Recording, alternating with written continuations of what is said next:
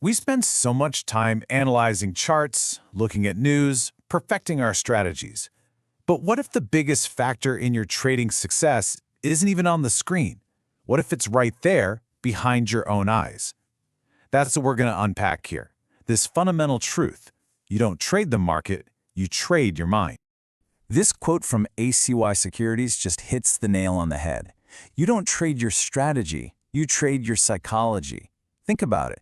Your system might give you the entry signals, sure, but your exits, your risk management, your discipline, that all comes from what's going on up here. And that is where the real battle is fought and won. So let's dive into a feeling I bet we all know a little too well. We're calling this section the emotional trap. It's all about those moments when logic just flies out the window and raw emotion grabs the keyboard. Man, this one hits home. A user on the day trading subreddit posted this, and it is so incredibly revealing. Journaling made me realize I wasn't trading, I was just reacting. It just perfectly captures that awful feeling of being a passenger in your own trading account, right? Just reacting to the market's punches instead of actually executing your plan. And here's an even more gut punch of a story from a trader on FX Street. After taking a loss, he says, "I forced 2 more trades within minutes. Both failed." But listen to this part. "The damage wasn't just financial. I felt disconnected from my own discipline." That feeling of disconnection, that's the real cost. It just eats away at the trust you have in yourself, and that's your single most valuable asset. Okay, so we get the feeling. But you can't fight an enemy you can't name, right? So in this next part, we're going to meet the culprits. We're going to name the cognitive biases that fuel all these destructive behaviors. So first up is something called the Disposition Effect. And it's a weird one. It's kind of counterintuitive. It's our tendency to sell our winning trades way too early, just to lock in that little hit of dopamine, that good feeling. But at the same time, we let our losers run and run and run, just hoping they'll come back. And you can see the problem here. It leads to a portfolio that's full of your worst ideas. And this map just shows you this isn't just a personal quirk. A massive study of almost 400,000 traders found that this effect varies all over the world. This tendency to hold losers and sell winners is a global human behavior, and it's even influenced by our culture. So if you do this, you are not alone. It is a widespread psychological trap. Now let's break down 2 related terms you hear all the time: revenge trading and tilt.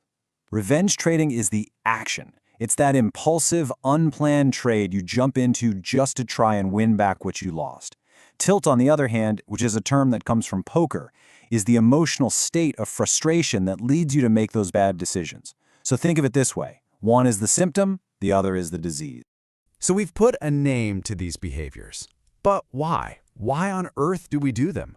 Well, let's get into the science of self-sabotage and take a look at what is actually happening inside your brain when you're trading. Okay, it pretty much all starts with this: loss aversion. Researchers have found that the psychological pain of losing money is about twice as powerful as the pleasure you get from gaining the exact same amount. So a $500 loss hurts twice as much as a $500 win feels good. This imbalance is hardwired into us, and it makes avoiding that pain an incredibly powerful and often really irrational motivator. And here's how that plays out in your brain. It's like a chain reaction. Step 1, you take a loss. Instantly, step 2, your amygdala, that's your brain's ancient fear center, it sounds the alarm. It doesn't see a number on a screen, it sees a real threat. Then step 3, stress hormones like cortisol flood your system, and, this is the crucial part, they shut down your prefrontal cortex, the part of your brain responsible for rational thought. And then step 4, in that hijacked state, you make an impulsive trade, not to make money, but just to get some emotional relief. It is literally a neurological hijack.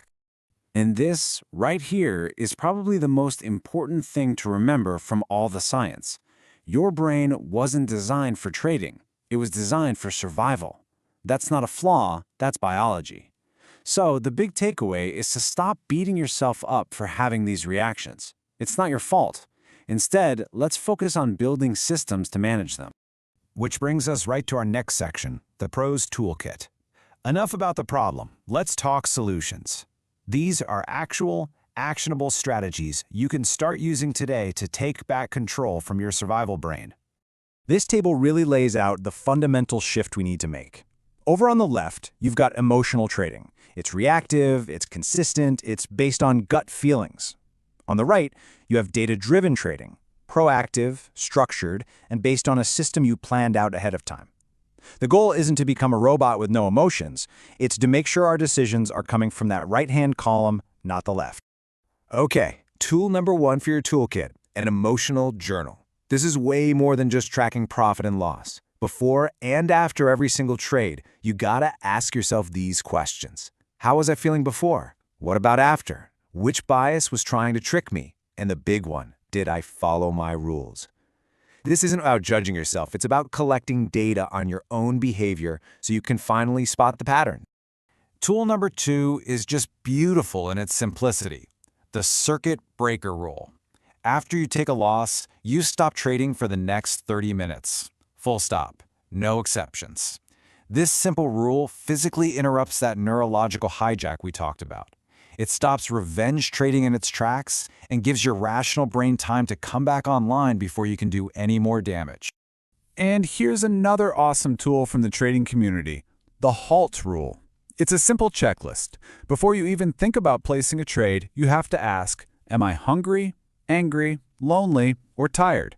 If the answer is yes to any of those, you are not allowed to trade. It's your frontline defense to make sure you're making decisions from a place of balance, not from a place of vulnerability where you're likely to fall into tilt. So these tools are amazing for putting out fires in the moment. But what about long-term change? What about actually fireproofing the building? That's what our final section is all about. Rewiring for success and actually building a true trader's mind. The incredible scientific principle that makes all of this possible is called neuroplasticity. It's the brain's amazing ability to literally reorganize itself by forming new connections. And what this means for us is huge. It means discipline, patience, emotional control. These are not fixed traits you're born with.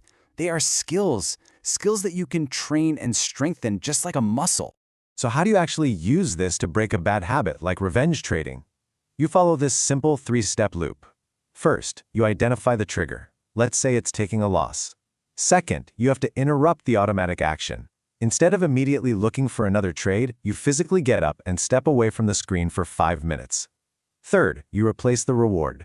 Instead of chasing that quick, empty relief of an impulsive trade, you find a new, better reward and calmly reviewing your trading plan. Every single time you do this, you weaken the old destructive pathway in your brain, and you build a new, stronger, more constructive one. And that's really what it all comes down to, isn't it? The market will always be there tomorrow. There will always be another setup, another opportunity. The real question is, will your discipline be there? Your strategy is important, yeah, but your brain, your mind, that is your real edge. So the question I want to leave you with is this: how are you going to train it?